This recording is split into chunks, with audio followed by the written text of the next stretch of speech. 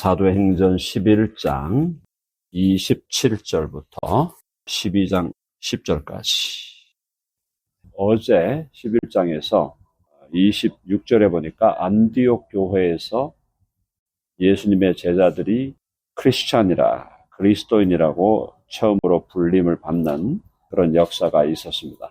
그 다음에 안디옥의 교회가 세워지고 힘있게 안디옥에서 복음 전파가 일어나니까 안디옥의 사람들이 모이기 시작하는 거예요. 자, 그래서 27절에 보면 그때 선지자들이 예루살렘에서 안디옥에 이르니, 이때 이 선지자들이 있었는데요. 이 선지자들은 지금 1세기 사도 시대 때 사도들과 함께 사역을 했던 많은 숫자는 아닙니다. 소수의 선지자들이 있었다. 자, 이들이 안디옥 교회로 모였는데 그 중에 아가보라고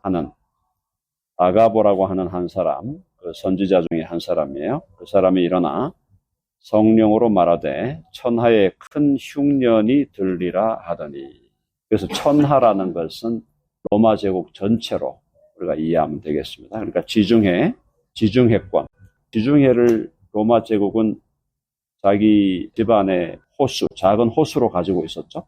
그래서 지중해를 둘러싼 제국이 로마 제국이었는데 그 로마 제국 전체에 흉년이 들리라, 큰 흉년이 들리리라라는 예언을 하게 됩니다. 그때 하더니 글라우디오 때에 그렇게 되니라. 글라우디오가 황제예요. 황제 이름인데 이 사람이 주후 41년에서 55년 사이에 황제로 재임을 합니다. 41년에서 55년 사이, 그때 황제로 재임하는 그 기간에 큰 흉년이 들었다라는 거죠. 자, 그러니까 여기서 어떤 일이 벌어졌냐면 굉장히 중요한 일이 벌어져요. 매우 중요한 사건이에요. 제자들이 각각 그 힘대로 유대에 사는 형제들에게 부조를 보내기로 작정하고. 자, 이게 왜 이렇게 중요하냐면 교회가 예루살렘과 유대가 중심이었죠. 처음 시작이 예루살렘과 유대가 중심이고 안디옥은 지금 이방인의 교회예요. 안디옥은. 그런데 안디옥 교회, 이방인의 교회인 안디옥 교회가 힘을 모아서 본부 교회인 예루살렘과 유대의 교회들에게 구제금을 전달하는 사건이에요. 이 사건의 중요성을 이해하시겠죠? 자, 그러니까 쉽게 말하면 본부 교회가 있고 지부 교회가 생긴 거예요. 안디옥의 지부 교회가 어떤 의미에서 힘이 생기고 안디옥에 있는 그 지부 교회가 더 영적으로 성장하다 보니까 이 이방의 교회가 유대와 예루살렘의 교회의 어려움을 돕는 그런 구제를 전달하는 역사가 일어났다. 이건 결국 뭐냐면 조금 더 이걸 확대 해석을 하면 기독교의 중심이 예루살렘과 유대로부터 점점 벗어나서 이방인의 지역으로 기독교의 중심이 옮겨가고 있다라는 의미예요. 여러분 아시겠죠? 그러니까 이게 지금 11장에서 기독교 운동, 우리 복음 운동의 중심지가 지금 이방으로 점점 옮겨져 가고 있는 상황이다. 그것에 대한 하나의 상징적인 사건으로 구제 헌금을 안디옥 교회가 예루살렘 교회로 보내는 겁니다. 놀라운 일이죠?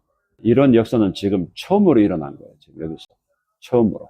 항상 예루살렘 교회에서 돈을 보내고 예루살렘 교회에서 지원을 하고 예루살렘 교회에서 personnel, 그죠? 사람들을 보내는 거예요. 그렇게 했는데 지금은 안디옥에서 재정이 예루살렘으로, 유대로 돌아오는 그런 놀라운 역사를 보내게 됩니다. 자, 그래서 30절에 보니까 30절 다 같이 한번 읽어봅시다. 시작. 이를 실행하여 바나바와 사울의 손으로 장로들에게 보내니라. 자, 그래서 이걸 이제 실행해서 바나바와 사울이 지금 안디옥 교회 목회자잖아요. 두 사람이 같이 동사 목회를 하고 있는데 이 목회자들의 손으로 장로들에게 보내니라. 이 장로는 여기는 바로 예루살렘과 유대에 있는 교회들의 장로. 그래서 장로들에게 바나바 사울을 통해서 구제 헌금을 보냈다. 그 부분에 이게 역사적인 중요성이 있다는 걸 여러분 이해하시면 되겠고, 자, 12장으로 잠깐만 넘어갈게요. 오늘 제가 길게 하지 않고 오늘 짧게 하겠습니다. 자, 12장에 보면 지금 이제 베드로가 감옥에 갇힙니다. 베드로가 핍박을 받는 거예요. 자, 그때의 헤롯 왕이 손을 들어 교회 중에서 몇 사람을 해하려 하여. 그래서 헤롯 왕이 유대를 다스리는 분봉왕이죠. 손을 들어 교회 중에 몇 사람을 죽이려고 하는 거예요. 이게 참 핍박의 역사. 근데 죽음을 통해서 순교하고 피를 흘릴 때 교회는 더 확장되고 더 강해진다는 거죠. 교회는. 자, 그래서 요한의 형제 야고보. 이 야고보가 누구죠? 예수님의 12제자 중에 한 사람이에요. 원조죠. 원조. 원래 예수님의 12제자 중에서 예수님이 항상 데리고 다니던 세 사람. 누구죠? 베드로와 야고보와 요한. 그 중에 야고보예요. 이 야고보. 이 야고보가 바로 요한의 형제면서 세베대의 아들이라고 알려져 있는 사람인데, 이 사람이 순교하게 됩니다. 칼로 죽임을 당하게 돼요. 그러니까 사도들 중에 최초의 순교자. 그렇죠? 이전에 스데반도 순교했죠. 모든 성도들 중에 최초의 순교자는 아니지만은 12사도 중에는 최초의 순교자가 바로 이 야고보였다. 그래서 요한의 형제 야고보를 칼로 죽이고, 근데 유대인들이 이 일을 기뻐합니다. 3절에 보니까 유대인들이 이 일을 기뻐하는 것을 보고 베드로도 잡으려 할세. 이건 뭐예요? 야고보가 그 시대에 상당히 중요한 역할을 했지만은 실제로 예루살렘 교회의 수장은 누굽니까? 베드로로 봐야 되거든요. 야고보를 한 사람 죽이고 나니까 유대인들이 너무 기뻐하는 거야. 교회를 반대하는 사람들이. 그러니까 누구까지도 잡아 죽이겠다. 베드로도 잡아 죽이겠다는 그런 욕망을 드러내고 있습니다. 자, 베드로도 잡으려 할세. 때는 무교절 기간이라. 이 무교절 기간이 사실은요, 예수님이 잡혀 죽으셨던 그 기간이거든. 예수님이 유월절을 기념하면서 무교절 기간에 사실은 주님이 십자가에 달려 죽으시는 상황이 되는 거거든요.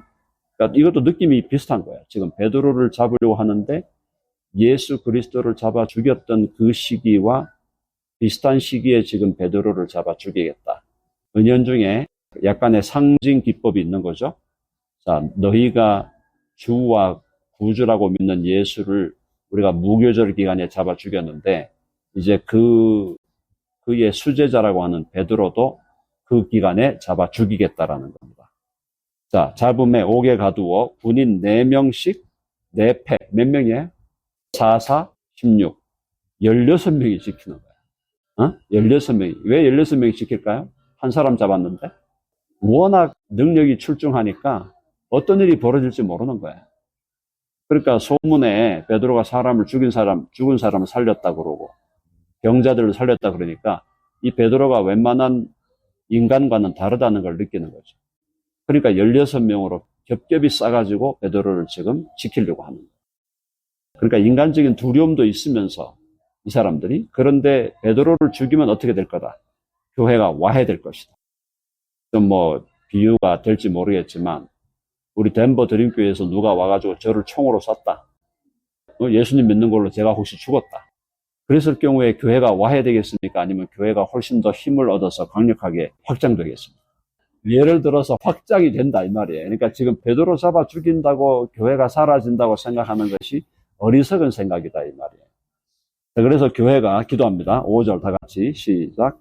이에 베드로는 옥에 갇혔고 교회는 그를 위하여 간절히 하나님께 기도하더라. 자, 해봅시다. 교회는 간절히 하나님께 기도하더라. 어제 우리 JD 목사님 위해서 우리가 얼마나 기도했습니까?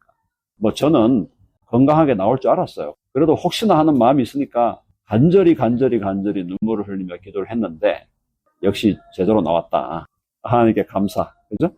여러분 한 사람 한 사람을 다 제가 위해서 기도하고 있어요.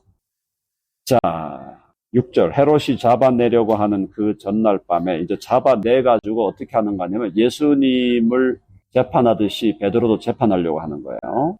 베드로가 그 전날 밤에 베드로가 두 군인 틈에서 두 쇠사슬에 매여, 완전히 매인 거죠. 군인 틈에 있고 쇠사슬에 매여 있으면 인간적으로 풀려난다, 못 풀려난다? 못 풀려나, 인간적으로.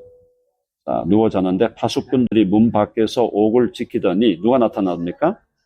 호련히 주의 사자가 나타나매 옥중에 광채가 빛나며 또 베드로의 옆구리를 쳐 깨워 이르되 급히 일어나라 하니 쇠사슬이 그 손에서 벗어지더라. 천사가 나타나서 베드로를 풀어주는 거죠. 이 재밌는 표현이 베드로가 자고 있으니까 옆구리를 쳤대요. 옆구리를 치면서 깨워 이르되 급히 일어나라 하니 쇠사슬이 그 손에서 벗어지더라. 8절 시작. 천사가 이르되 띠를 띠고 신을 신으라 하거늘 베드로가 그대로 하니 천사가 또 이르되 겉옷을 입고 따라오라 한대. 띠를 띠고 신을 신고 겉옷도 입어 따라오라고 천사가 앞서 갑니다. 자, 9절 베드로가 나와서 따라갈새 천사가 하는 것이 생시인 줄 알지 못하고 환상을 보는가 한대라. 환상처럼 느끼지 않겠어요? 실제적인 지금 팩트인데 역사 속에서 일어난 사실인데도 천사가 나타나서 깨우고 막 옷 입고 따라오라 그러니까 무슨 환상을 보는 것처럼 착각할 수 있겠죠. 그래서 10절에 보니까 이에 첫째와 둘째 파수를 지나 시내로 통한 쇠문의 마지막, 이 옥의 마지막 문이에요. 문이 저절로 열립니다. 여러분, 이게 문이 저절로 열리는 거는 이거는 우리가 부활할 때나 경험할 수 있는 건데 부활 이전에 벌써 하나님께서 베드로에게 시공을 초월하는 그 능력을 나타내 보여주시는 거죠. 그래서 제가 자주 썼던 단어가 있죠. 뿅 하는 순간에 여기 있다가 바로 우리가 어디로 가? 샌앤토니오로 달려가고 짠 하니까 또 어디로 가 있어? 한국으로 가 있고 그죠? 터키로 가 있고 이런 거죠. 자, 공간을 초월합니다. 나와서 한 거리를 지나매 천사가 곧 떠나더라. 이제 천사는 떠나게 되었다. 자, 흥미진진하지만은 끝까지 가려면 시간이 너무 많이 가니까 여기까지만 일단 오늘 10절까지만 마무리하고 다음 시간에 11절부터 계속해서 진도를 나가겠습니다. 자, 오늘 결론은 뭡니까? 베드로를 풀어내신 것은 하나님의 능력인데 그 하나님의 능력에 참여한 것은 교회가 간절히 기도한 거예요. 맞죠?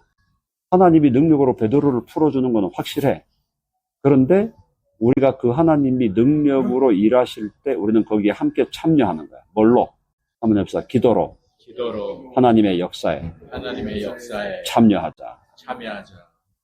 여러분 아멘 하시죠? 아멘. 기도는 내가 하면 일이 이루어지고 내가 안 하면 안 이루어진다. 이런 느낌이 아니고 기도라는 것은 하나님이 앞서가시며 하는 일들이 무엇인지를 우리가 통찰력을 가지고 이해하고 그 하나님이 하시는 일에 우리가 참여해가는 거예요. 그죠? 참여하는 거예요. 참여. 그래서 그 참여하면서 어떻게? 자, 하나님을 인조해하자. 하나님을 최고로 사랑하는 게 뭐라 그랬나? 그게 하나님을 인조해하는 거예요. 하나님을 인조해하는 게 하나님을 최고로 사랑하는 거예요. 무슨 말인지 되시죠? 그거는 하나님이 하나님 되심을 우리가 인정하고 그분의 그 부요하심과 능력을 우리가 누려야 돼. 누리고 향유하고 그분 안에 거하고 그분 안에서 평안함을 찾고 또 그분이 어떻게 지금 행하고 계신가를 통찰력 있게 이해해서 거기에 참여해가는 것. 주님의 일에 내가 참여하겠습니다. 그러면서 주님과 함께 동역하고 주님이 하시는 그 일을 내가 함께 누리고 또 일의 열매를 누리고 그 일의 결과들을 누리고 일의 과정을 누리고 주와 함께 그죠? 한 걸음 한 걸음 주 예수와 함께 날마다 우리 걸어가리. 동행한다는 건 참여한다는 거예요. 참여의 영성 그리고 그 참여에 있어서 핵심은 뭐냐? 기도하면서 참여한다. 주님께서 우리 교회도 지금까지 앞으로 우리 교회가 하나님께서 정말 더 아름답고 더 멋지게 더 주님을 기쁘시게 하고 또 우리도 주님을 더 깊이 누리는 정말 아름다운 교회로 우리 교회를 세워 가실 줄로 믿습니다. 네. 아멘 하시죠? 아멘. 운명 공동체야. 이렇게 우리 함께 서로를 격려하고 철을 날카롭게 하는 서로를 더 강하게 세워가는 아름다운 공동체가 되기를 간절히 바랍니다. 네, 기도하겠습니다.